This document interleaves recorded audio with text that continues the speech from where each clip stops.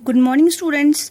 आज का हमारा टॉपिक है reaction of metals with non metals. Non metals के साथ जो है मेटल्स किस तरह से रिएक्ट करते हैं, क्या बिहेवियर रहता है।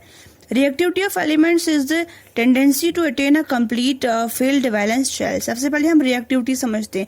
रिएक्टिविटी क्या होता है? रिएक्टिविटी एक ऐसी टेंडेंसी है, एक ऐसी प्रॉपर्टी है मेटल्स की जिसमें क्या करते हैं वो अपना वैलेंस शेल को, अपने जो उसका वैलेंस शेल क्या होता है, हर एक मेटल के जो होते हैं, जैसे आयरन है मेटल, इसके क्या इसके शेल्स होंगे, फर्स्ट शेल होगा, सेकंड शेल होगा, थर्ड शेल होगा। इस तरह से जो आखिरी वाला शेल होता है जिसमें इलेक्ट्रॉन रहते हैं उसको हम वैलेंस शेल बोलते हैं। तो हर एक एलिमेंट की जो एक प्रॉपर्टी होती है जिसमें वो क्या करता है, जिसमें वो अपने वैलेंस शेल को कंप्लीट करने की कोशिश करता है, अपने वैलेंस शेल को फिल करने की, कंप्लीटली फिल करने की कोशिश करता है, उसी को हम रिएक्टिविटी बोलते हैं। तो metals lose electron from their valence shell to form cation. अब केटाइन क्या होते हैं, हमें केटाइन और एनाइन के बारे में पढ़ना है। केटाइन क्या होते हैं? केटाइन जो होते हैं पॉजिटिवली चार्ज्ड एलिमेंट होते हैं जिनके ऊपर पॉजिटिव चार्ज होता है। तो कैसे बनते हैं केटाइन? जब कोई मेटल होता है, जब क्या करता है कोई मेटल जो अपने वैलेंस शेल से एक इलेक्ट्रॉन को लूज करता है, खो देता है, किसी और को दे देता है, तो उस टाइम पर उसके ऊपर पॉजिटिव चार्ज एक्वायर होता है, वो केटाइन बनता है। सिमिलरली जो नॉन मेटल्स होते हैं वो क्या करते हैं, वो अपने वैलेंस शेल्स में कोई इलेक्ट्रॉन जो है वो गेन करते हैं, उसमें ऐड करते हैं वैलेंस शेल में, तो वो एनाइन बनाते हैं, यानी नेगेटिवली चार्ज्ड एलिमेंट। तो मेटल हमेशा केटाइन बनाते हैं और नॉन मेटल जो है वो हमेशा एनाइन ही बनाते हैं। The compound form by the transfer of electrons from metals to non metals are called ionic compounds. तो आयनिक कंपाउंड्स कौन से होते हैं? आयनिक कंपाउंड्स ऐसे कंपाउंड्स होते हैं जिनमें केटाइन भी होता है और एनाइन भी प्रेजेंट होता है। जैसे कि सोडियम क्लोराइड। सोडियम क्लोराइड एक आयनिक कंपाउंड है। Silver chloride, hydrogen chloride, sulphuric acid, ये सब जो है एक आयनिक कंपाउंड है। इनमें एनाइन भी प्रेजेंट होगा और केटाइन भी प्रेजेंट होगा। जैसे कि एलिमेंट है यहाँ पे सोडियम, तो हम सोडियम की कॉन्फ़िगरेशन पढ़ेंगे। सोडियम की क्या है कॉन्फ़िगरेशन? सोडियम के फर्स्ट शेल में 2 इलेक्ट्रॉन्स होते हैं, सेकंड शेल में 8 इलेक्ट्रॉन्स होते हैं और थर्ड शेल में 1 इलेक्ट्रॉन होता है। सिमिलरली क्लोरीन, क्लोरीन के फर्स्ट शेल में 2 इलेक्ट्रॉन होते हैं, सेकंड शेल में 8 इलेक्ट्रॉन होते हैं और वैलेंस शेल में 7 इलेक्ट्रॉन होते हैं। वैलेंस शेल कौन सा होता है? लास्ट वाला शेल।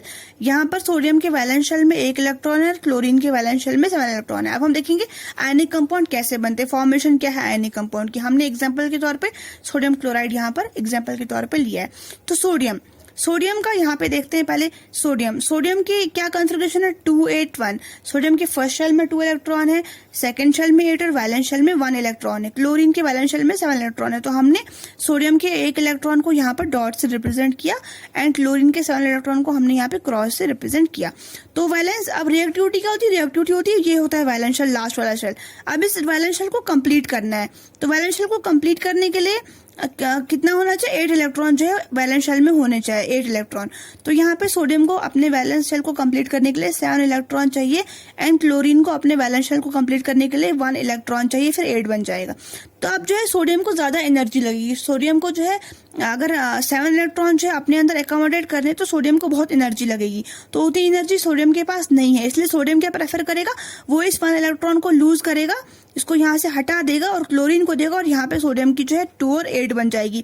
यानी वैलेंस शेल में हमेशा 8 इलेक्ट्रॉन जो है वो रहने चाहिए। जिस भी एलिमेंट के वैलेंस शेल में 8 इलेक्ट्रॉन होंगे वो एलिमेंट स्टेबल होता है। तो हर एक एलिमेंट क्या चाहता है? स्टेबिलिटी एक्वायर करना, गेन करना।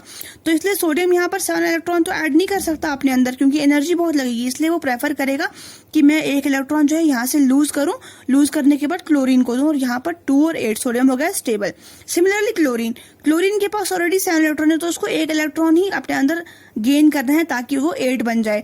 तो ये गेन करके 8 बन जाएगा, तो 2 8 8 2 8, तो ये भी स्टेबल होगा, ये भी स्टेबल होगा। अब क्या है? अब जो एलिमेंट इलेक्ट्रॉन लूज करेगा, जैसे सोडियम ने इलेक्ट्रॉन लूज किया, उसके ऊपर पॉजिटिव चार्ज आएगा, वो केटाइन बनेगा। और जो एलिमेंट इलेक्ट्रॉन को गेन करेगा अपने अंदर, उसके अंदर नेगेटिव चार्ज आएगा और वो एनाइन बनेगा। तो ये आयनिक कंपाउंड है। सोडियम यहाँ पे केटाइन है तो क्लोरीन यहाँ पे एनाइन है। इस तरह से जो सोडियम क्लोराइड की फॉर्मेशन होती है।